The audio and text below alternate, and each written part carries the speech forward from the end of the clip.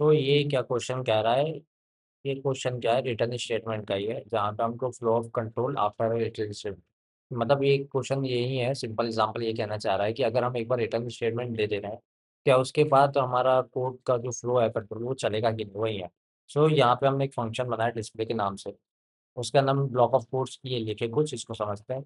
यहाँ पे क्या हुआ, हमने फंक्शन कॉल किया, ठीक है। ये हमारा सिंपल प्रिंट है, print back to the caller, ये तो सिंपल प्रिंट कर देगा, ठीक है। ये इसमें नहीं समझना है।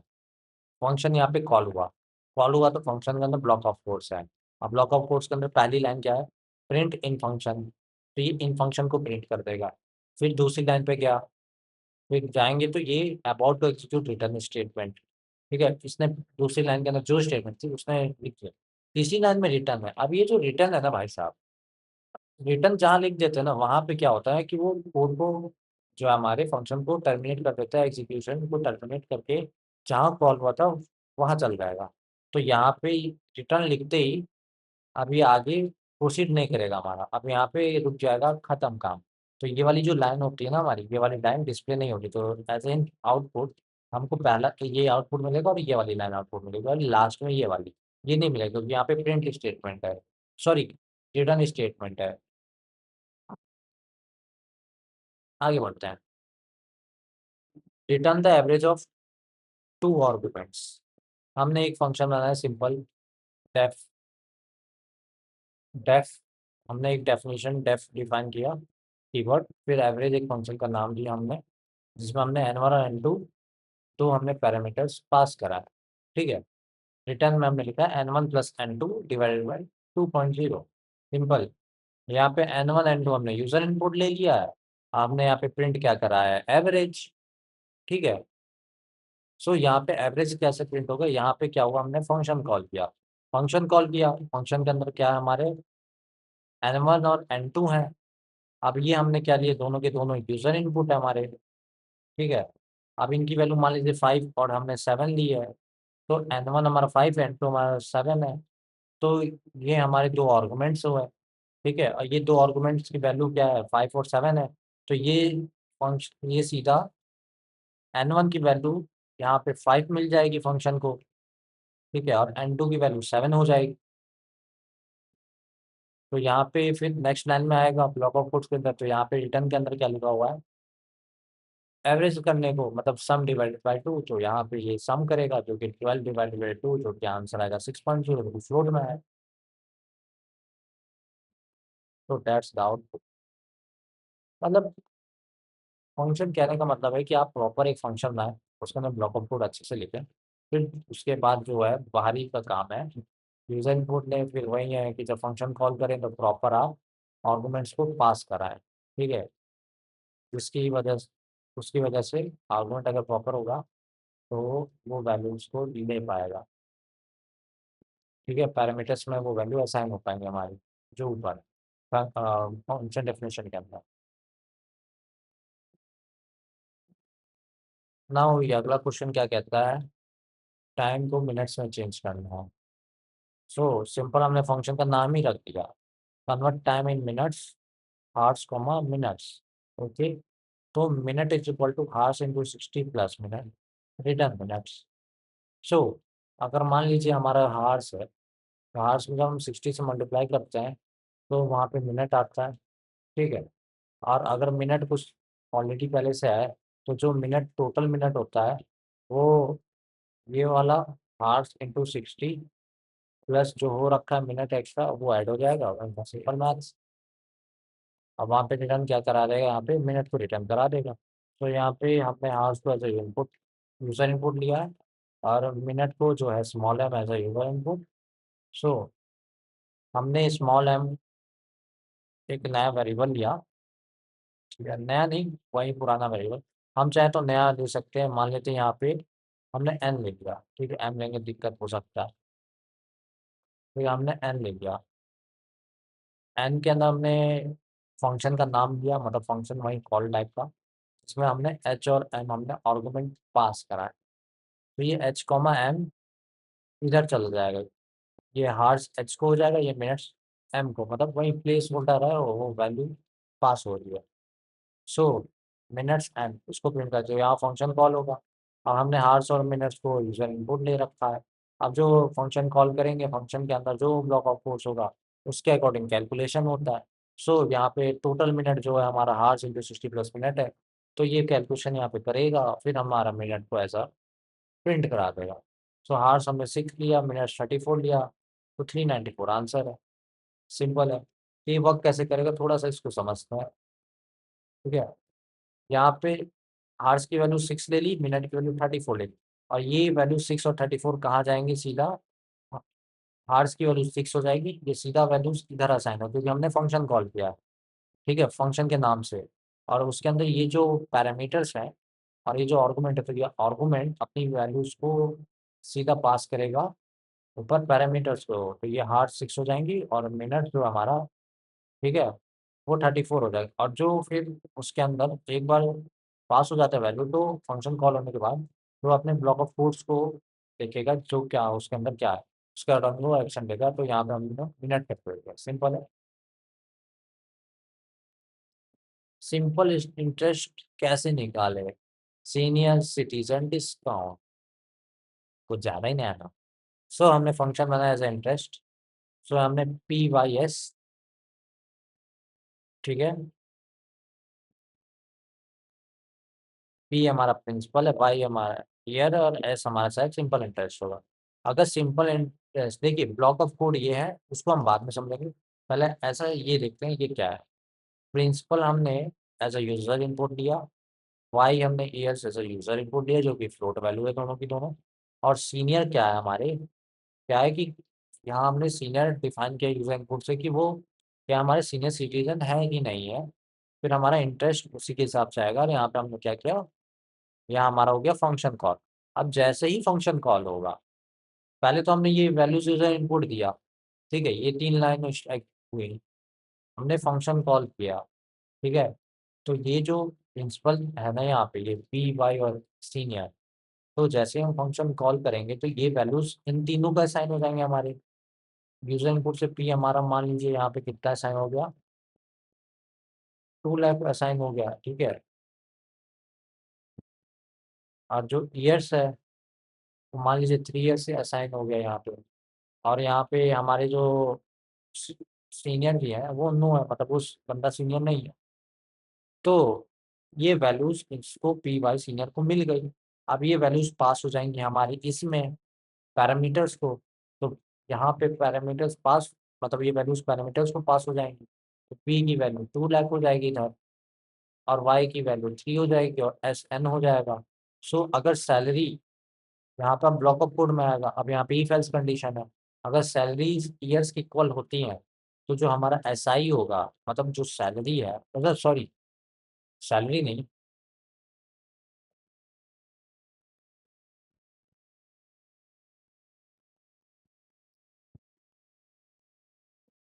जो सीनियर है S, अगर वो ईयर्स के इक्वल हो जाता है, तो हमारा ये सिंपल इंटरेस्ट का फॉर्मूला है P/12 / 100। नहीं तो अगर नहीं है तो फ्लोट इंटू P/10 / 100। तो उसी के अकॉर्डिंग ये इंटरेस्ट को कैलकुलेट करेगा, सिंपल इंटरेस्ट को, जो कि सीनियर सिटीजन डिस्काउंट का है। सो एक लेते हैं सिंपल सा एग्जांपल, यहाँ पे 2 लाख 3 ईयर्स एंड 6 अब ये क्या है कि ये कंपेयर करेगा, तो यहाँ पे हमारा जो 3 है वो नॉट इक्वल टू n है, मतलब ना के बराबर, हमारा वो सीनियर, तो हमारा ये वाला जो है एल्स ब्लॉक का पार्ट एग्जीक्यूट होगा, वहीं रिटर्न में ऐसा प्रिंट होगा, आएगा ऐसा आउटपुट, सिंपल है। नेक्स्ट एग्जांपल आते हैं, ये लोकल वर्सेस ग्लोबल वेरिएबल है। देखिए नाम से समझिए, ग्लोबल, ग्लोबल मतलब बाहर का, तो ये क्या होता है, ये फंक्शन के आउटसाइड द फंक्शन होते हैं, ठीक है, मतलब वो वेरिएबल्स जो कि फंक्शन के बाहर डिफाइन किए जाते हैं। और लोकल क्या होता है, ये इनसाइड द फंक्शन डिफाइन किए जाते हैं, inside the function, inside the function जो वेरिएबल्स होते हैं उनको हम लोकल कहते हैं, और जो बाहर होते हैं उनको ग्लोबल कहते हैं। ठीक है, ये परदेसी हैं, ये देसी हैं, ये समझिए। तो हमने नंबर 1 = 10, अब ये देखिए ये फंक्शन के बाहर है, तो ये हमारा क्या है, ग्लोबल वेरिएबल है, सिंपल। अब हमने यहाँ पे फंक्शन बनाया जिसका नाम है नंबर 2 एज अ पैरामीटर लिया, print local variable num2 as num2 num3 is equal to 30। अब ये देखिए, अब ये फंक्शन के अंदर डिफाइन है, तो अब ये क्या हो गया, हमारे लोकल भाई साहब हो गए, मतलब फंक्शन के अंदर डिफाइन हुआ वेरिएबल। ठीक है, print local variable as num3। अब फंक्शन में हमने 20 वैल्यू पास करा दी, तो नम वैल्यू की वैल्यू num2 की वैल्यू 20 हो गई। तो पहले ये 20 प्रिंट कराएगा, फिर ये 30 प्रिंट कराएगा, फिर अभी ऊपर से num1 को प्रिंट कराएगा num3। अब देखिए ये एरर कैसे यहाँ पे आ रहा है।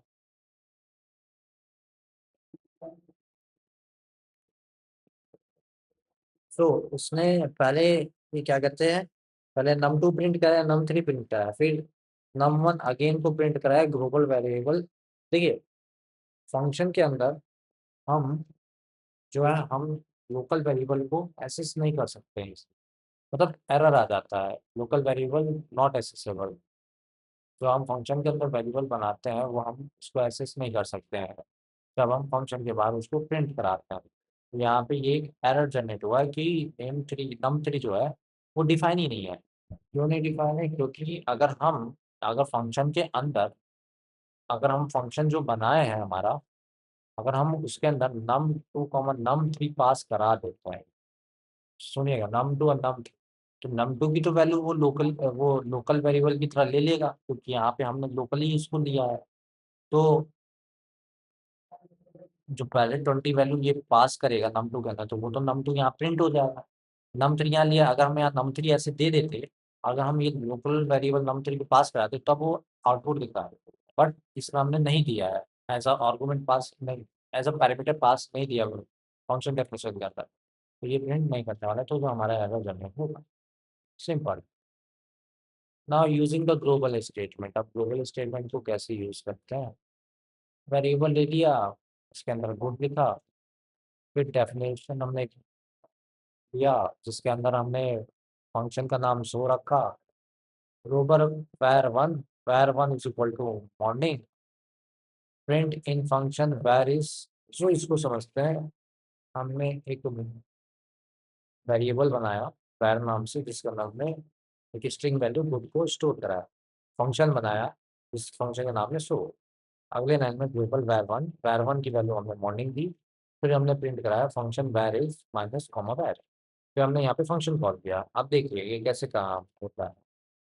सो पहले फंक्शन कॉल हुआ हमारा, फंक्शन कॉल हुआ तो फंक्शन में अंदर चलता है। सो हमारा जो ग्लोबल var1 था, जो कि था हमारा बॉन्ड, ठीक है। ओ समझिए समझिए समझिए, यहाँ पे हमने जो हमारा पैरामीटर था, हमने कोई पैरामीटर अभी पास नहीं किया, मतलब नो पैरामीटर। ठीक है, तो पाइथन आउटपुट यहाँ पे पुट कैसे शो कर रहा है, अब इसने फंक्शन कॉल किया, फंक्शन के अंदर गया, देखा कोई पैरामीटर नहीं, यहाँ पे भी इनफिनिटी है, कोई दिक्कत नहीं, कोई आर्गुमेंट पास नहीं। ग्लोबल var1 की इसने मॉर्निंग वैल्यू दी। अब ये प्रिंट में देखते हैं ये वैल्यू गुड क्यों उठा रहा है। अब देखिए, अगर हम var1 लेते तब बात कुछ अलग थी, प्रिंट कुछ और आता या चाहे मॉर्निंग आता, बट इसने var को प्रिंट कराया फंक्शन के अंदर, तो जो ये ग्लोबल वेरिएबल है, ठीक है, ये ग्लोबल जो है हमारा ग्लोबल, सॉरी, ग्लोबल वेरिएबल,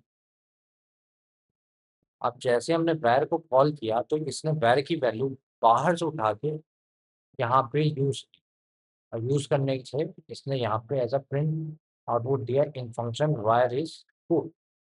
उसने ग्लोबल वैल्यू वेरिएबल को एसेस करके, ग्लोबल वैल्यू को एसेस करके फंक्शन के अंदर उसने यूज किया। ठीक है, outside function var is morning, so ये फंक्शन के बाहर है, क्यों, क्योंकि हमने कोई पैरामीटर तो पास नहीं किया। तो ये प्रिंट स्टेटमेंट में हमने ऐसा कुछ नहीं दिया कि var1 भी करे अंदर, तो यहाँ पे var1 इज मॉर्निंग, तो यहाँ पे var1 को यहाँ फंक्शन से उठाएगा, तो var1 में फंक्शन के अंदर दिया गया वैल्यू, तो ये वहाँ से एसेस करके ये चीज़ प्रिंट कराएगा। फिर var इज कॉमा var, अब ये ग्लोबल है तो क्योंकि हमारा गुड है तो उसको प्रिंट करा रहे, सिंपल।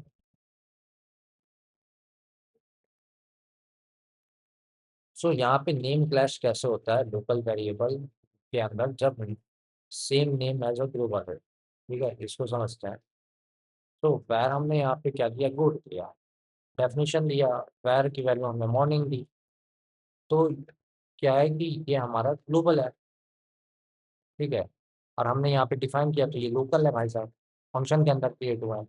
सो यहाँ पे क्या प्रिंट करेगा, फंक्शन के अंदर प्रिंट स्टेटमेंट समथिंग वैर दिया है, और फंक्शन कॉल, फंक्शन जैसे कॉल हुआ फंक्शन के अंदर गया, वैर की वैल्यू मॉर्निंग है, इसने उठा के इसको दे दिया, तो यहाँ पे वैर की जगह पे मॉर्निंग प्रिंट हो गया। अब जो आउटसाइड ऑफ द फंक्शन है, ठीक है, जो कि गुड है, तो वो उसको प्रिंट करेगा। अब पाइथन कभी कभी कंफ्यूज हो सकता है, क्योंकि हमने कोई भी आर्गुमेंट नहीं पास किया है, सॉरी आर्गुमेंट बार बार बोल रहा हूँ, मेरा मिस्टेक है, पैरामीटर। तो यहाँ पे ये इसकी भी वैल्यू उठा सकता था और इसकी भी दे सकता था, उसके बाद तो दो वैल्यू, बट ये अपने फंक्शन के अकॉर्डिंग वर्क करेगा सीक्वेंस के अंदर ब्लॉक ऑफ वैल्यू, तो वहाँ से उसने वैल्यू उठा दिया और उसको पहले प्रिंट करा। Modifying global variable with a global, मतलब हम ग्लोबल वेरिएबल को ग्लोबल से कैसे मॉडिफाई करें। तो हमने अगेन एक और वेरिएबल लिया पैर नाम से, जिसके अंदर हमने गुड नाम का एक स्ट्रिंग स्टोर कराया, फंक्शन बना, ठीक है। ये हमारा ग्लोबल है भाई साहब, और ये हमारे लोकल हो गया अंदर के। सो ग्लोबल वैर, यहाँ पे वही फंक्शन कॉल हुआ इधर, तब फंक्शन कॉल हुआ तो फंक्शन के अंदर ब्लॉक ऑफ कोड्स के अकॉर्डिंग चलेगा। सो यहाँ पे ग्लोबल क्या था, हमारा वैर था, ठीक है। ग्लोबल मतलब बाहर वाले, इसको समझते हैं। तो यहाँ पे प्रिंट क्या करेगा फंक्शन के अंदर वैर की वैल्यू, तो वैर की वैल्यू यहाँ से मॉर्निंग उठा लेगा, तो यहाँ पे मॉर्निंग प्रिंट करा देगा। फिर यहाँ पे फंक्शन आउटसाइड वैर इज वैर, तो यहाँ पे इसको गुड प्रिंट करना था, बट यहाँ पे क्या करेगा, मॉर्निंग प्रिंट करेगा, क्योंकि इसने वैर की वैल्यू अब क्या ले ली, मॉर्निंग दे दी है स्टार्टिंग में यहाँ पे, तो अब ये गुड की जगह पे मॉर्निंग प्रिंट कराएगा, ठीक है। अब हमने वैर की वैल्यू चेंज करके फैंटास्टिक कर दी है, तब क्या प्रिंट कराएगा, फैंटास्टिक प्रिंट कराएगा यहाँ पे, सिंपल इसी। Now nested function inner sees outer, not vice versa, मतलब नेस्टेड फंक्शन के बारे में फंक्शन डिसाइड है फंक्शन, वहीं जैसे हमने फॉर लूप पढ़ा था आउटर और इनर टाइम में, तो वैसे ही थोड़ा सा होता है। तो हमने ये आउटर फंक्शन बनाया, जिसके अंदर हमने आउटर वेरिएबल टेन लिया। फिर हमने इसके अंदर आउटर फंक्शन के अंदर एक इनर फंक्शन बनाया, जिसके अंदर इनर वैल्यू 20 थी। अब क्या हुआ, हमने प्रिंट कराया outer variable as outer variable और inner variable as inner variable, फिर इनर अंडरस्कोर फंक्शन। अब ये क्या होगा, अब इसने इनर फंक्शन को अंदर यहाँ पर कॉल कर लिया, ठीक है। प्रिंट, अरे प्रिंट इनर वेरिएबल कौन, इनर वेरिएबल, अब ये एरर कैसे देगा ये भी देखते हैं, आउटर फंक्शन। सो पाइथन अब ये अंदर ये इतना पार्ट को अब नहीं देखेगा, जैसे ही फंक्शन कॉल हुआ तब ये जो है अब इसके अंदर जाएगा आउटर फंक्शन के अंदर। अब आउटर के फंक्शन के अंदर ये सब ब्लॉक ऑफ कोड्स हैं, ठीक है। सो आउटर वेरिएबल 10 है, ठीक है। तो आउटर वेरिएबल हमारा ये 10 हो गया, ठीक है, यहाँ लिख लेते हैं। अभी इसके अंदर क्या, अब देखा कि एक और फंक्शन है, तो अभी ये इसके अकॉर्डिंग वर्क करेगा। सो इनर वेरिएबल की वैल्यू 20 है और आउटर की वैल्यू उसने क्या ली, ऊपर से 10 ले ली, ठीक है, क्योंकि ऊपर हमने डिफाइन कर रखा है, क्योंकि ये लोकल है भाई साहब, यहाँ लोकल वेरिएबल, तो इसने यहाँ से वैल्यू फैच कर ली। फिर यहाँ पे प्रिंट स्टेटमेंट के अंदर इनर वेरिएबल की वैल्यू यहाँ पे 20 स्टोर हो गई, ले ली। अब हमने इनर फंक्शन को कॉल किया, ठीक है, जब हमने फंक्शन कॉल किया तब ये अपने अंदर के जो ब्लॉक ऑफ कोड्स है उसको एग्जीक्यूट किया। तो अब ये 10 और 20 हमारा प्रिंट करा देगा। अब ये इसके बाहर क्या है, इस फंक्शन के अंदर लिखा हुआ है print inner variable is equal to inner var. तो ये इसलिए एरर जनरेट करेगा क्योंकि जो ये इनर वैर है, ये जो है वो लोकल वेरिएबल है किसका, सेकंड फंक्शन का, ठीक है। ये हमारा फर्स्ट फंक्शन है, सॉरी ये फर्स्ट फंक्शन है, और ये हमारा क्या है, सेकंड फंक्शन है। सो ये फर्स्ट फंक्शन का लोकल फर्स्ट वेरिएबल है, ये सेकंड फंक्शन के लिए ये इसका लोकल वेरिएबल। अब ये नहीं है कि भाई हम फर्स्ट फंक्शन के अंदर दूसरे फंक्शन का लोकल वेरिएबल को कॉल कर रहे हैं, मतलब प्रिंट कराने वाले, तो एरर आ गया, क्योंकि वो चीज़ है वो सेकंड फंक्शन के अंदर किया।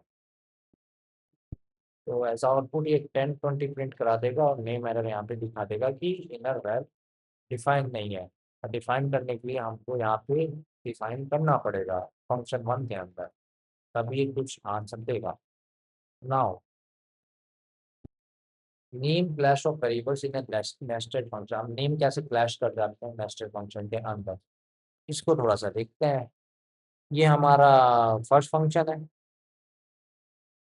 ठीक है। ये हमारा पहला फंक्शन है, ठीक है। फर्स्ट फंक्शन, इसको सेकंड फंक्शन मानते हैं। अब उसके अंदर हमने लोकल वैल्यू वैट 10 दिया। अब यहाँ पे इनर फंक्शन के अंदर हमने वैट 20 दिया है। ये सेकंड फंक्शन का ओन लोकल कॉपी, ठीक है। So inner variable as a var को प्रिंट कराएगा। अब ये जो है पाइथन, ये कैसे कंफ्यूज होगा जब हमने आउटर फंक्शन को कॉल किया, जो अपने ब्लॉक ऑफ कोड्स के अंदर गया, ब्लॉक ऑफ कोड्स के अंदर गया तो वैर 10 की वैल्यू 10 है। तो इसने वैर की वैल्यू पहले क्या सोची, 10 है, ठीक है।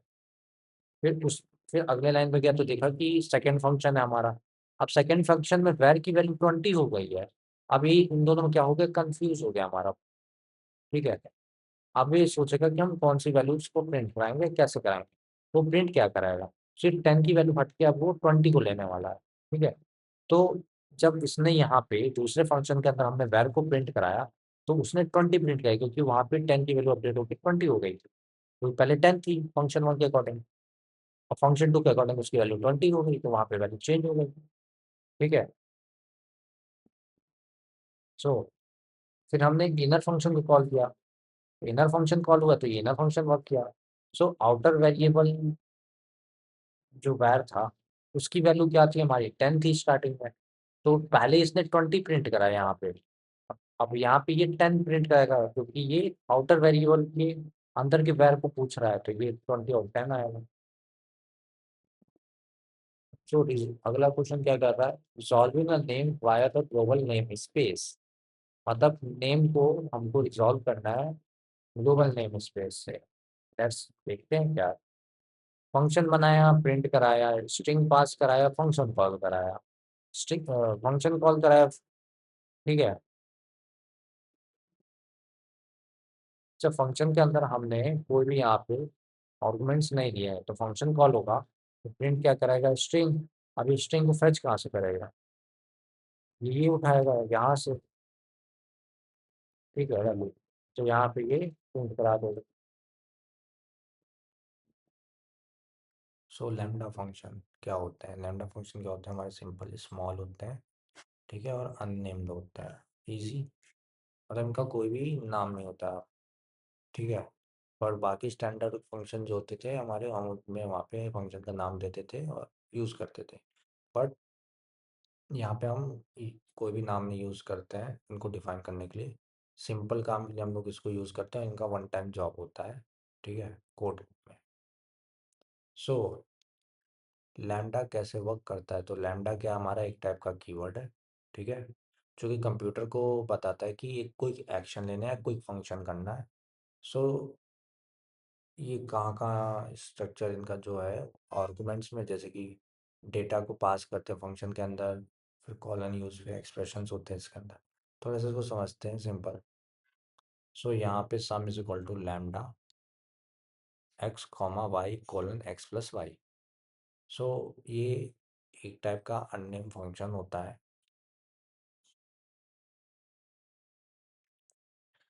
सिंपल समझिए, एक टाइप का ये भी एक फंक्शन है, लैम्डा एक्स कॉमा वाई। जैसे कि हम फंक्शन डिफाइन करते थे डेफ, फंक्शन का नेम, और वहाँ पे कुछ पैरामीटर्स ए कॉमा बी पास करते हैं। बट इसका लिखने का तरीका क्या है, आप एक वेरिएबल के अंदर उसको लेंगे, सम लैम्डा एक्स। देखिए ये भी उस टाइप का ही वैल्यू ले रहा है जो ए बी हम लेते थे, ठीक है। कॉलन, हम वहाँ पे अंदर रिटर्न कुछ लिखते थे, यहाँ पे रिटर्न नहीं लिखते हैं, यहाँ पे डायरेक्ट एक्स प्लस वाई लिख देते हैं। फिर प्रिंट जो होता है हमारे यहाँ पे सम, और सम के अंदर हम वैल्यू पास करा देंगे अपनी। वैसे ही सिंपल है ये। तो यहाँ पे आउटपुट ऐसा ही आएगा। नेक्स्ट क्वेश्चन देखते हैं, स्मॉलर नंबर बताना यूजिंग लैम्डा फंक्शन। सो अब ये स्मॉल कैसे पता चलेगा,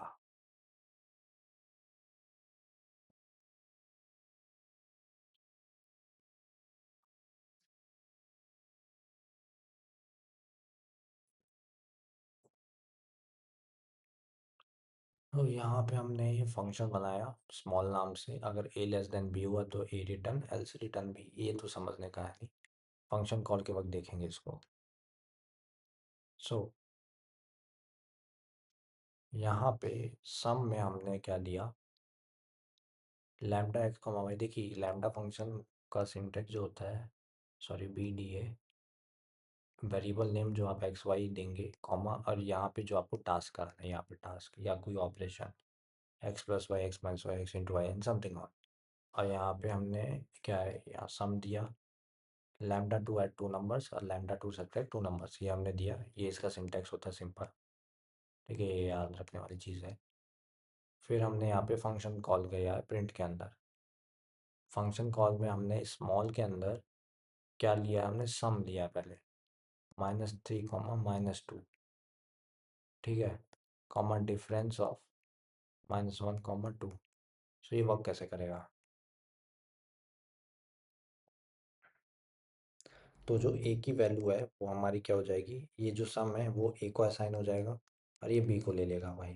तो सम -3 कॉमा -2, अब बी की वैल्यू क्या हो गई, डिफ ऑफ -1 कॉमा 2। सो अब ये सम क्या है, जो कि ये है, अब इसके अंदर lambda of x comma y लिखा है। सो हमने यहाँ पे कैसे कॉल किया है, एज अ वेरिएबल के नेम पे 2 से, तो यहाँ पे सम के अंदर क्या है, -3 कॉमा -2, तो ये जो है, ये जो लैम्डा के अंदर एक्स कॉमा वाई बैठे हुए हैं, सो ये जो सम के अंदर जो हमने लैम्डा फंक्शन बनाया हुआ था, उसके अंदर एक्स कॉमा वाई की वैल्यू क्या हो जाएगी, -3 और -2। ओके, सो इनका जो सम होगा वो हमारा -5 होगा। वैसे ही डिफरेंस हमने बनाया था, तो यहाँ पे लैम्डा में जो एक्स वाई वैल्यू थी वो यहाँ असाइन हो जाएगी, तो एक्स माइनस वाई जो कि हो जाएगी -3 वैल्यू। सो ये सम और डिफरेंस, तो ए की वैल्यू हमारी क्या हो गई, -5 हो गई, बी की वैल्यू -3 हो गई। अब सबसे छोटा कौन है, -5 छोटा है, तो ये ऐसा आउटपुट प्रिंट हो जाएगा।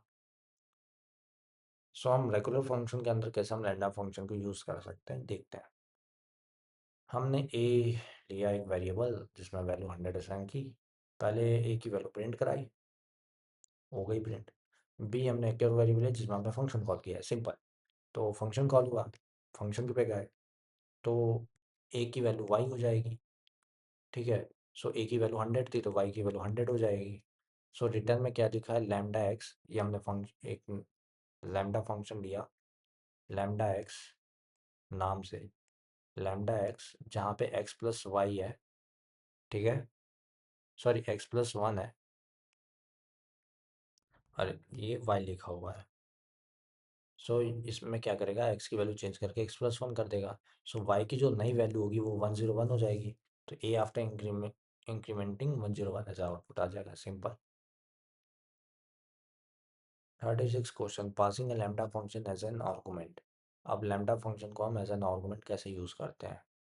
सो सबसे पहले twice is equal to lambda x, ये सिंटेक्स के अकॉर्डिंग हम गए, वेरिएबल बनाया लैम्डा एक्स एक्स तो एक्स इंटू टू, और thrice is equal to x into 3।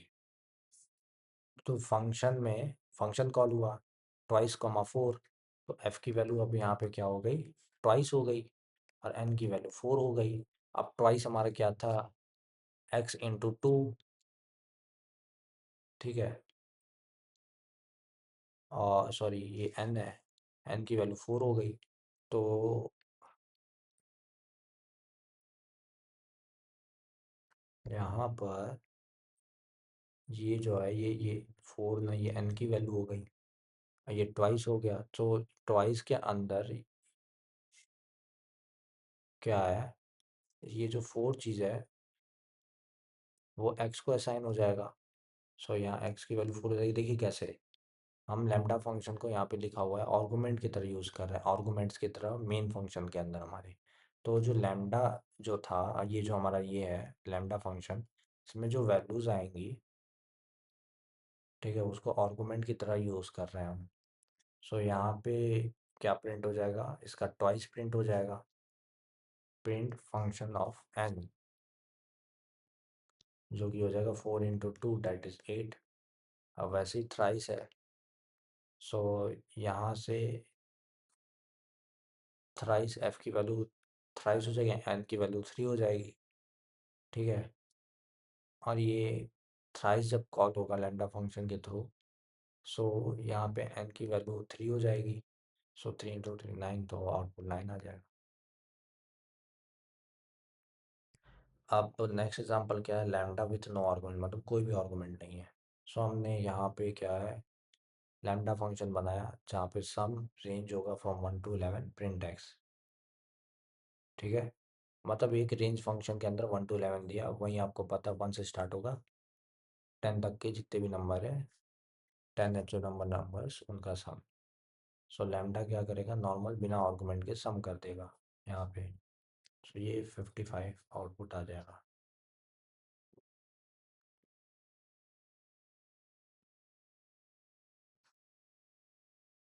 Lambda function calling another lambda, मतलब नेस्टेड लैम्डा फंक्शन। पहला फंक्शन बनाया लैम्डा का, ये है एक्स कॉमा वाई सम है, multiply and add lambda x comma Y comma Z as X comma add Y comma Z. So ये हमारा x है, ये वाई है, ये हमारा देखो फंक्शन कॉल हो रहा है जेड है। सो हमने मल्टीप्लाई एंड ऐड वाले लैम्डा फंक्शन को कॉल किया, तो उसने यहाँ से वैल्यूज़ उठाई। सो एक्स की वैल्यू 2 हो गई, सॉरी 3 हो गई इनटू।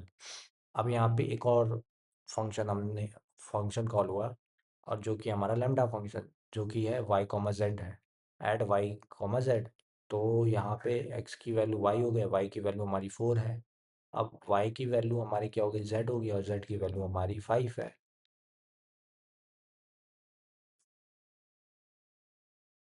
सो इन दोनों का सम 9 हो जाएगा, और इन दोनों को मल्टीप्लाई 27, तो आंसर।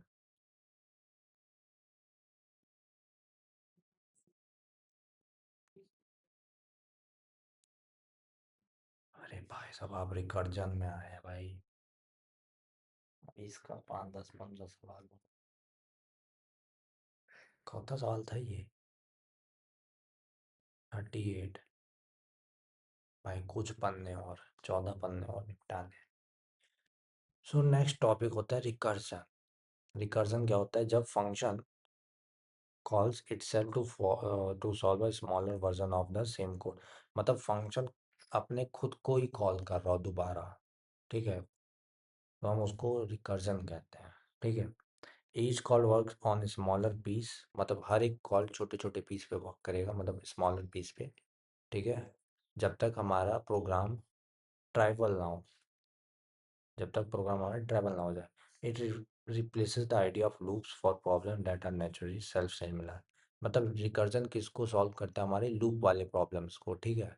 क्लासिकल यूज कहाँ है, like classical real world analogy standing between two mirrors facing each other, उसी टाइप का केस है। मतलब फंक्शन एक फंक्शन बनाया, उसके अंदर कुछ होंगे ब्लॉक ऑफ कोड्स, फिर उस कोड के अंदर क्या है कि वो दोबारा सेम फंक्शन को ही जो हम पहले बनाए हुए थे उसको दोबारा अंदर कॉल कर रहा है, वही है recursion. So base case and recursive call क्या होता है, बेस केस क्या होता है, simplest input that function can answer directly, मतलब सिंपल इनपुट दिया, फंक्शन डायरेक्ट आउटपुट दे रहा है। So stop further recursive calls from happening. Without it, the function calls it forever. Call itself forever. Every recursive function must have at least one. मतलब कम से कम हर recursive function के पास कम से कम at least 20 case होना चाहिए। Like if n double equal to 0 then return 1। Recursive call क्या होता है, function calling होता है इट्सल्फ, बस स्मॉल एंड सिंपल इनपुट के द्वारा। Must move the input closer to the base case each time, builds up the final result as call return, also called a recursive case, like return n into factorial of n minus 1। हमने कोई पहले start में fact of n बनाया होगा, ठीक है। अब वहाँ पे कुछ ब्लॉक ऑफ स्टेटमेंट लिखे होंगे, फिर एल्स ब्लॉक रन किया होगा, फिर अगर वो ट्रू नहीं ऊपर का तो फैक्ट ऑफ n माइनस 1 लेगा, ठीक है। n वैल्यू गई, फिर n माइनस 1 जाएगी, ऐसे ही सॉल्व होगा। अभी एग्जाम्पल देखेंगे तो और ज़्यादा समझ में आएगा। वर्किंग ऑफ रिकर्जन कैसे काम करता है, सबसे पहले fact 3 builds up a stack of calls then unwinds back down, fact 3 then fact 2 fact 1, फिर ये फैक्टर 0 पे जाएगा जो कि इसका बेस केस है, उसको थोड़ा सा आगे समझेंगे, ज़्यादा दिमाग नहीं लगाना इसमें। लाइक हमको लग रहा है कि यहाँ पे फैक्टोरियल का सीन है क्या कुछ, मेरे को वही लग रहा है। सो फैक्ट ऑफ 3 रिटर्न्स क्या करेगा, देखिए इससे समझते हैं। 3 into two into is equal to 6, वैसे फैक्ट ऑफ 2 क्या रिटर्न करेगा, 2 वैल्यू। फैक्ट ऑफ 1 रिटर्न 1 करेगा, फैक्ट ऑफ 0 रिटर्न 1 करेगा। एग्जाम्पल से समझते हैं इसको कैसे काम करता है, ऐसे समझेंगे तो कुछ नहीं समझ आएगा ये।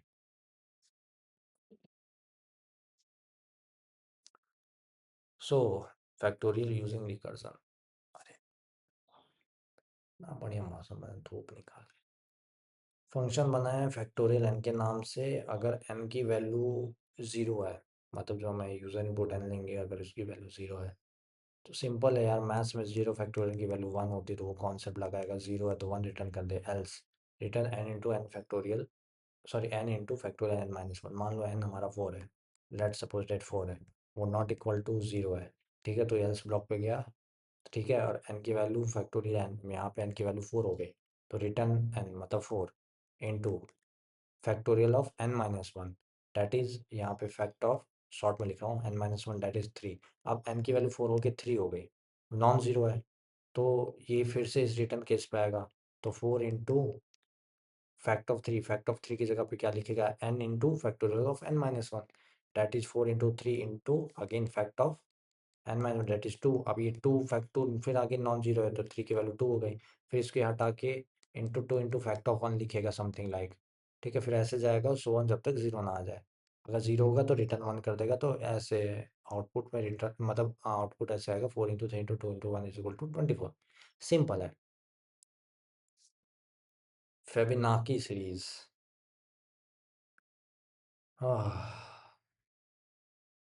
फेबिनाकी सीरीज शायद मैंने आपको लूप में नहीं समझाया है। तो फेबिनाकी सीरीज क्या होती है, जैसे कि हम कुछ नंबर डालेंगे फेबिनाकी ऑफ फोर नंबर्स, तो वो सम के अकॉर्डिंग वर्क करते हैं, देखिए कैसे।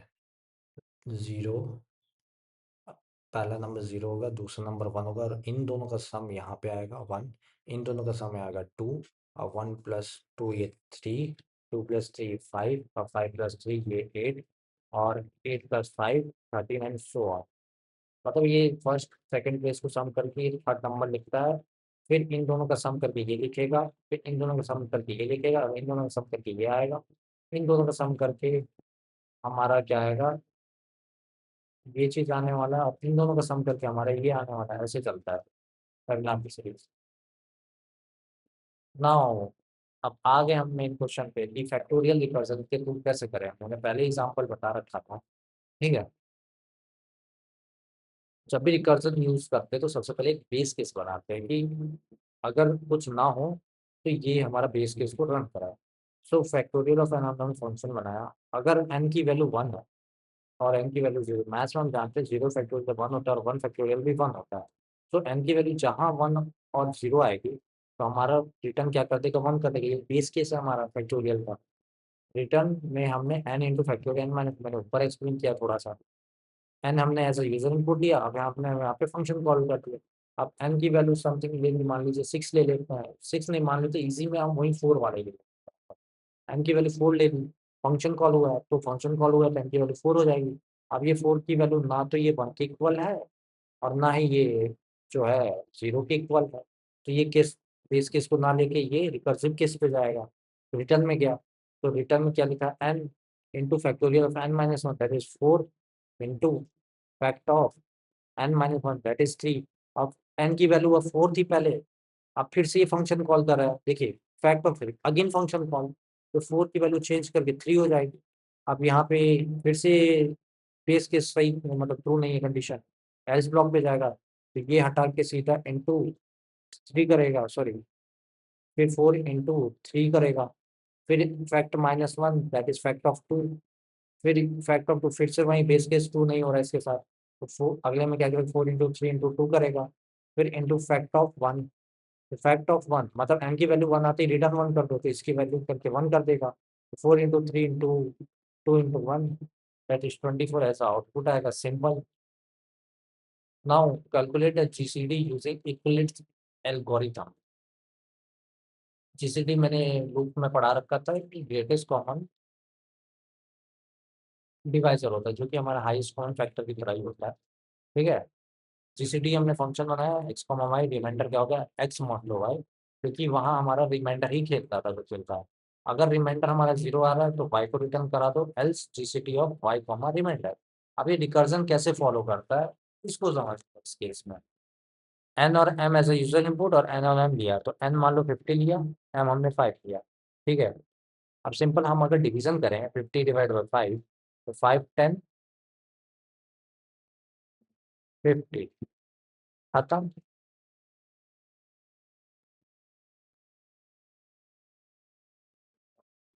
वाह, इतनी जल्दी खत्म हो गया। सो जो ये नंबर आता था हाईएस्ट डिवीजर, वो हमारा क्या हो जाता था, जीसीडी हो जाता था। सिंपल है। उसको हटाते हैं। अब कोड कैसे बोल रहा है, कोड कैसे ये काम कर रहा है कर्सर का, उसको समझते हैं। सो 50 और 5 लिया, तो ये जीसीडी जो भाई साहब है उसके अंदर 50,5 गए। रिमाइंडर क्या आएगा, मॉडुलो। अब रिमाइंडर क्या है, 50 मॉडुलो 5, जो कि हमारा एग्जैक्ट 0 आ रहा है, रिमाइंडर 0 है। अगर रिमाइंडर मतलब अगर डिविडेंड को हम डिवाइड करें डिवाइजर से, ठीक है, तो अगर रिमाइंडर 0 आ जा रहा है तो सिंपली जो हमारा जीसीडी होगा वो हमारा सिंपल वाई होगा, जो कि 5 है इस केस में। 5 रिटर्न करा देगा। अगर नहीं है तो जीसीडी क्या रिटर्न में आएगा, फिर ये बेस केस है ना, तो ये ना करके ये एल्स पे जाएगा। अब ये एल्स वाले ब्लॉक को थोड़ा समझते हैं, यहाँ पे सिंपल दिया था, अब इसको थोड़ा सा समझते हैं। सो यूजर इनपुट लिया, ठीक है, हमारा n 5 है और n जो है वो 3 है, तो हमको क्यूब निकालना मतलब एक्सपोनेंशियल।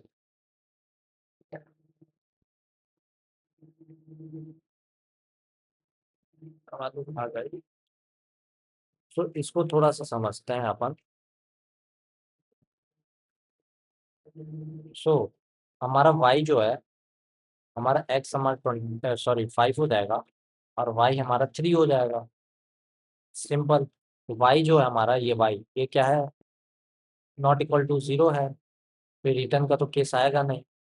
अब रिटर्न का केस नहीं आएगा तो फिर इसमें जाएगा। सो x जो हमारा 5 है, तो यहाँ 5 आएगा इनटू एक्सपोनेंशियल रिएक्शन, मतलब फिर से फंक्शन कॉल हो रहा है यहाँ पे। तो यहाँ पे फंक्शन कॉल हुआ तो x की वैल्यू जो हमारी 5 थी वो 5 हो गई। ठीक है। 5 y-1 दैट इज 2, तो 2 हुई। फिर से y हमारा क्या है, नॉट इक्वल टू 0 है ये चीज। ठीक है। तो यहाँ पे क्या आया, 5 इंटू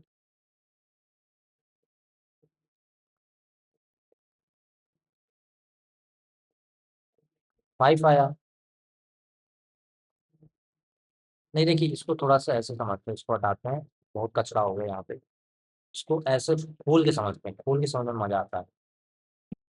तो एक्स स्टार फंक्शन कॉल यहाँ पे x exponential of recursion x comma y-1। X हमारा यहाँ पे 5 है और y हमारा 3 है। सो y हमारा क्या है, यहाँ पे नॉन जीरो है।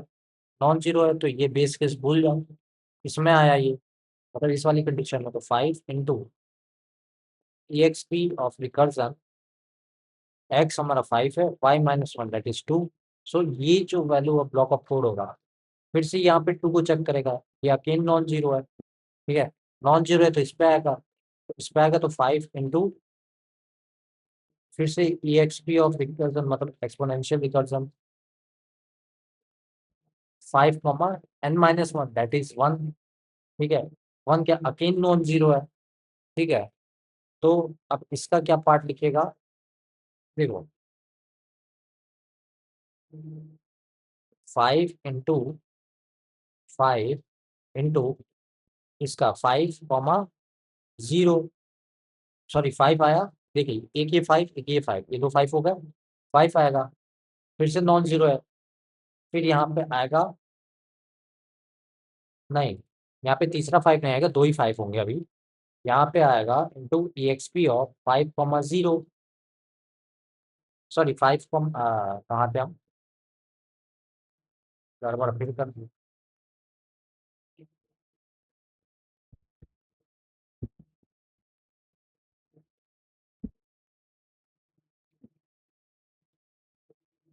देखो, पहले यहाँ 5 गया, 5 इंटू एक्स पी ऑफ 5,2, ठीक है, एक बार चला, बिकॉज फिर यहाँ पे फंक्शन कॉल हुआ, फिर अगेन इसको ये क्या करेगा, ऐसे लिख देगा, तो ये हो गया 5 into x P of recursion 5,1। अब 1 अगेन नॉन जीरो है, तो फिर से ये 5 इंटू 5 इंटू यहाँ से क्या आएगा, 5 into, sorry, 5 into recursion of 5,0। अब 1 की जगह पे 0 देगा, अब ये ट्रू हो जाएगा, तो अब इसकी जगह पे क्या 1 रिटर्न कर देगा, 2 1, तो यहाँ पे इसका क्यूब करके आंसर 125 आ जाएगा हमारा, सिंपल। तो ये आउटपुट आएगा 125। Now next question, print a Fibonacci series using the recursion. तो फिबोनाची सीरीज कैसे प्रिंट होगी, अब इसको समझते हैं।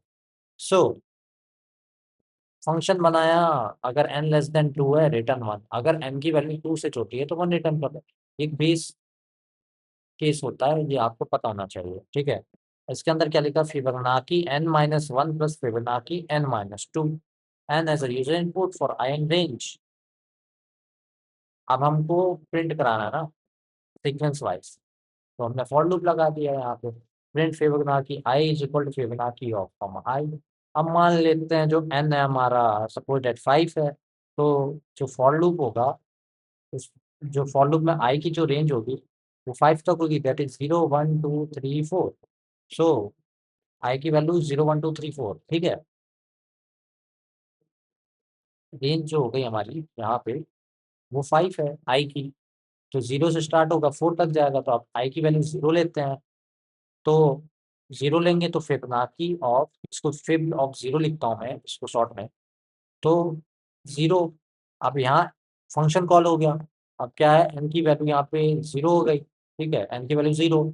अब ये लेस देन 2 है, अगर ये लेस देन 2 है तो क्या रिटर्न करा देगा, 1 रिटर्न करा देगा, तो फिबोनाची ऑफ 0 1 आ गया, ठीक है।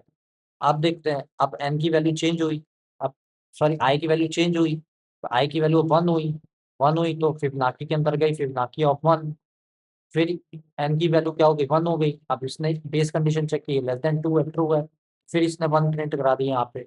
अब आई की वैल्यू 3 हुई, अब क्या है कि 3 जो है वो इसके अंदर गया, फिबोनाची अब 3 हो गया यहाँ पे इसकी वजह से। अब ये 3 की वैल्यू इधर गई, एन की वैल्यू 3 हुई, अब 3 क्या है, ये नॉट लेस देन है, मतलब ये ट्रू नहीं है कंडीशन 2 से, तो ये नहीं देखेगा, अब ये देखेगा, तो फिबोनाची कैसे आएगी यहाँ पे, तो fib of n-1 that is 2। तो फिबोनाची ऑफ 2 क्या थी हमारी, सिंपल, हमारी फिबोनाची ऑफ 2 क्या थी हमारी, 1 थी, तो फिबोनाची ऑफ 2 1 थी, प्लस फिबोनाची ऑफ n-2, और n-2 की फिबोनाची क्या थी हमारी, n हमारा क्या था 3, ना कि 3 था ना, तो 3 में से 1 गया 2 बचा, अब 3 में से 2 गया 1 बचा, तो इन दोनों की फिबोनाची 1 थी, तो फिब ऑफ क्या कहते हैं 1, इसकी 1 थी, दोनों का सम हो गया, तो 2 आ गया, तो यहाँ फिबोनाची ऑफ 2 आ गया। अब वैसे ही जब आई की वैल्यू 4 होगी तो फिब ऑफ ये 4 हो जाएगा, सिंपल। अभी एन की वैल्यू 3 और हट के 4 हो जाएगी, अभी छोटा है नहीं 2 से, तो इसमें जाएगा, तो ये क्या आ जाएगा, Fibonacci of 3 plus Fibonacci of 2, और फिबोनाची ऑफ 3 की वैल्यू 2 थी हमारी, तो फिबोनाची ऑफ 2 की वैल्यू क्या थी हमारी, फिबोनाची ऑफ 2 की वैल्यू मतलब eight I equal to 2,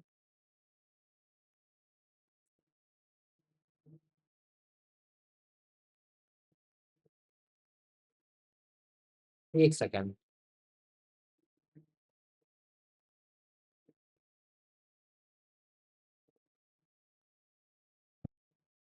Fibonacci of 2, तो एन की वैल्यू 2 हो गई, ठीक है।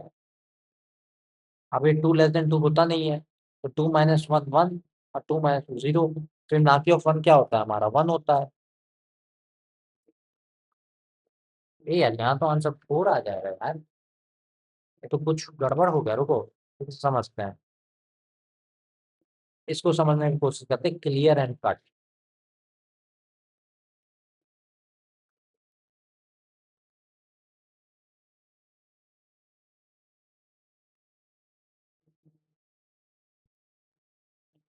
देखो, आई की वैल्यू क्या होगी, 0 1 2 3 और 4 तक जाएगा। अब आई की वैल्यू 0 है तो एन की वैल्यू इधर 0 जाएगी क्योंकि फंक्शन कॉल हो गया यहाँ पे, ठीक है। ये क्या है, हमारा फंक्शन कॉल हो गया, ठीक है। तो आई की वैल्यू 0 है तो फिब ऑफ 0, अब ये 0 <2 है तो 1 रिटर्न कर देगा, यहाँ पे रिटर्न कर दिया।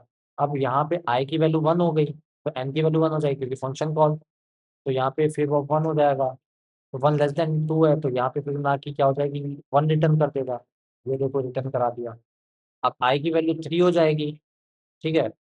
तो एन की वैल्यू क्या हो जाएगी, सॉरी 0 1 2, फिर ना आई की वैल्यू 2 हो जाएगी, सॉरी।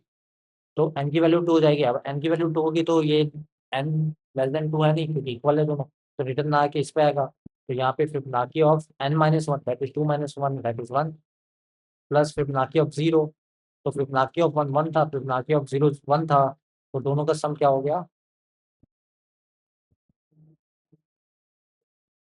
तो फिबोनाची एट 2 सम क्या आ गया हमारा, 2 आ गया। तो ये फिबोनाची एट 1, ये फिबोनाची एट 0 1 आ गया। सो अब आई की वैल्यू 3 होगी, अब आई की वैल्यू 3 होगी, प्लस नहीं है तो ये क्या होगा, Fibonacci of 2 plus Fibonacci of 1। Fibonacci of 2 हमारा क्या था, 2 था, अब 1 क्या था, 1 था, तो इसकी वैल्यू 3 आ जाएगी। अब जैसे ही आई की वैल्यू 4 होगी तो फिबोनाची क्या हो जाएगा हमारा, n-1 that is Fibonacci of 3 plus Fibonacci of n-2 that is 4 - 2 that is 2। Fibonacci 3 की वैल्यू हमारी क्या थी, 3 थी, और फिबोनाची 2 की वैल्यू 2 थी, तो इसका आंसर 5 आ जाएगा, 1 2। ये ऐसे आंसर राउंड आ जाएगा, समझ में आया। अब हमको नंबर काउंट करना है कि कितनी बार रिकर्सिव फंक्शन कॉल हुआ है, ठीक है। अब ये फंक्शन बनाया n comma count 0, count initial define करिए डिफॉल्ट वैल्यू। अगर एन 0 आ जाता है तो रिटर्न करा दो काउंट को, एल्स रिटर्न कराओ function n-1 comma count plus 1। अब इसको समझते हैं कैसे काउंट करेगा। अब हमने यहाँ पे कुछ लिखा प्रिंट स्टेटमेंट, फंक्शन कॉल हो गया बच्चा। अब फंक्शन कॉल हुआ 100 आ गया, तो एन की वैल्यू 100 हो गई। अब काउंट हमारा 0 हो गया, ठीक है। अब एन हमारा नॉन जीरो है तो ये इसको भूल जाओ, इसमें आएगा। रिटर्न क्या करेगा, function of n-1 that is 100, sorry 100 में से 1 गया 99, ठीक है, पहली बार में। अकाउंट क्या हो जाएगा, 0 था तो 1 हो गया, ठीक है। फंक्शन कॉल हुआ है भाई, देखो कैसे कॉल हुआ है, इसको समझिए, घौच पौच हटाओ। तो ये हो गया function n-1 that is 99, count में 1 जोड़ दिया, ठीक है। अब यहाँ पे काउंट की वैल्यू 0 होके 1 हो गई, और यहाँ पे n की वैल्यू 9 हो गई, 99 हो गई। फिर से फंक्शन कॉल हुआ, रिकर्जन चल रहा है, तो फिर से ये 98, फिर काउंट की वैल्यू 2 हो जाएगी, ऐसा करके फिर 97, ऐसे सो ऑन करके हुए जब n की वैल्यू हमारी कहाँ तक जाएगी, 0 होगी और काउंट की वैल्यू 100 रीच करेगी। तो जैसे ही n हमारा 0 हो जाएगा तो काउंट को रिटर्न कर देगा, और जो काउंट की वैल्यू उसमें सेव थी, जो कि काउंट इक्वल टू 100 था, उसको एज आउटपुट प्रिंट करा देगा, सिंपल। सो हमारा अब आता है रिकर्जन के एप्लीकेशंस क्या होते हैं। सो जब हम थोड़ा सा एडवांस पढ़ेंगे चीज़ें, तो ये रिकर्जन हमारा का कॉन्सेप्ट ट्री एंड ग्राफ ट्रेवल्सन में यूज़ होता है, सॉर्टिंग एल्गोरिथम में यूज़ होता है, डिवाइड एंड कॉन्कर के यूज़ में होता है, ठीक है। फिर मैथमेटिकल सीरीज जैसे factorial, Fibonacci, GCD and power and so on जो सीरीज होती है उसमें यूज़ होता है। फिर बैक ट्रैकिंग प्रॉब्लम्स लाइक मेज सॉल्विंग, सुडोकू सॉल्विंग, एनकोइंग पजल हो गया, उनको सॉल्व करने में। Nested data structure like parsing JSON, nested list, folder structure, इस सब के लिए यूज होता है। आगे बढ़ते हैं, एडवांटेज क्या है हमारा और डिसएडवांटेज क्या है रिकर्जन का, जो है एडवांटेज क्या है भाई, कोड को शॉर्टर करता है और क्लोज करता है मैथमेटिकल डेफिनेशन के अपने आसपास, मतलब short and close the mathematical definition. Naturally fit करता है problem that self similar like trees and fractals, reduce करता है कॉम्प्लेक्स लूप को और स्टेटमेंट मैनेजमेंट को, और ईजियर करता है उसको पढ़ने में और पैटर्न को अंडरस्टैंड करने में। डिसएडवांटेज क्या है कि भाई ये मेमोरी ज़्यादा यूज़ करता है, पहला डिसएडवांटेज, यूज मोर मेमोरी। जितनी बार हम कॉल करते हैं वो उतनी बार ही कॉल स्टैक में जाके डेटा स्टोर होता है, तो मेमोरी बढ़ती है। अब ये स्लोअर होता है लूप से क्योंकि हम बार बार इसमें फंक्शन को कॉल कर रहे होते हैं, ठीक है। जो रिस्क होता है स्टैक ओवरफ्लो का, ये बेस केस इज मिसिंग और रॉन्ग, मतलब अगर बेस केस हमारा गलत है या रॉन्ग है, तो हमारा जो रिस्क होता है ओवरफ्लो होने का वो ज़्यादा होता है। सो ये harder to debug and trace that in a simple loop, मतलब ये हार्ड होता है डिबग करने के टाइम या ट्रेस करने के टाइम अगर हमारा कोई भी सिंपल लूप हो, हार्डर हो सकता है। अब हम जानते हैं आइट्रेशन और रिकर्जन में क्या अंतर होता है, तो इसको समझते हैं मैकेनिज्म क्या है। आइट्रेशन क्या होता है, लूप्स वाला काम है हमारा। सो ये रिपीट करता है यूजिंग बाय फॉर लूप, चाहे हम व्हाइल लूप यूज करते हैं। बट रिकर्जन में क्या होता है, हमारा फंक्शन कॉल इटसेल्फ होता है। हाँ, और आइट्रेशन में हमारा क्या होता है, फॉर लूप और व्हाइल लूप रिपीट करते हैं, ठीक है। मेमोरी यूज क्या होता है, आइट्रेशन जो होता है लो मेमोरी यूज करता है, क्योंकि हमारा लूप चलता है एक बार में, कोई भी एक्स्ट्रा सेल नहीं होता। बट यहाँ पे हायर रिकर्जन में मेमोरी यूज होता है।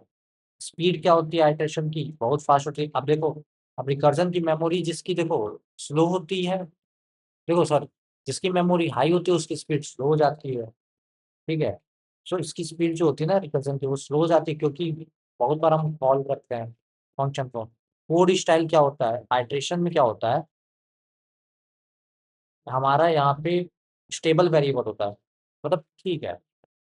रिकर्जन क्या होता है कि जो कोड स्टाइल होती है वो छोटी होती है, बट डेफिनेशन की ज़्यादा क्लोज होती है। रिस्क सबसे ज़्यादा किसमें होता है, सो इनफाइनाइट लूप कब हो जाती है, जब हमारा कंडीशन रॉन्ग हो जाता है। यहाँ पे क्या होता है रिस्क, कि स्टैक ओवरफ्लो हो जाता है जब हमारा कोई बेस केस ट्रू हो या रॉन्ग हो, कंडीशन सही ना हो। बेस्ट किसके लिए है, आइट्रेशन किसके लिए, सिंपल रिपीटेड काउंटिंग टास्क के लिए, मतलब अगर हमको सिंपल काउंटिंग टास्क नॉर्मल जो टास्क है उसके लिए बेस्ट है। वहीं रिकर्जन हमारा tree graph based problems divide and compare type के एल्गोरिथम डिस्कशन के बेस्ट होता है। सो समरी हमने क्या क्या पढ़ा इस चैप्टर में, पहले हमने फंक्शन का बेसिक्स पढ़ा, पहले हमने डेफ कीवर्ड जाना कि डेफ एक कीवर्ड होता है जिससे हम फंक्शन डेफिनेशन देते हैं, फिर हम फंक्शन कॉल कैसे करते हैं, तो फिर हम फंक्शन का नाम बनाएंगे, फिर उसके अंदर कुछ ब्लॉक कोड जो होगा, फिर एट लास्ट हम फंक्शन को कॉल करते हैं। पैरामीटर्स क्या होते हैं जो फंक्शन डेफिनेशन के अंदर पास किए जाते हैं, आर्गुमेंट क्या होता है जब हम फंक्शन कॉल करते हैं तो उसके अंदर हम जो वैल्यू पास करते हैं वो एज आर्गुमेंट होती है। रिटर्न के बारे में पढ़ा, जो कि वैल्यू को होल्ड करती है या फिर डायरेक्ट वो पास करती है वैल्यू को मेन फंक्शन की तरफ, ठीक है। अगर हमने रिटर्न फंक्शन का नहीं दिया तो बाय डिफॉल्ट वो नन प्रिंट करा देता है। फिर हमने थोड़ा सा डेटा हैंडलिंग में घुसे तो हमने वहाँ पे टाइप कन्वर्जन देखा, टाइप कॉन्सियन देखा, फिर एंड फ्लोट और स्ट्रिंग देखा कुछ चीज़ें। फिर हमने रिकर्जन कोर के बारे में जाना कि रिकर्जन क्या होता है, बेस केस क्या होता है, रिकर्सिव केस क्या होता है, और कॉल स्टैक क्या होता है, और एग्जाम्पल सबके देखे हमने। क्लासिक एग्जाम्पल देखा हमने उसका रिकर्जन का, लाइक फैक्टोरियल, फैबिनाची सीरीज।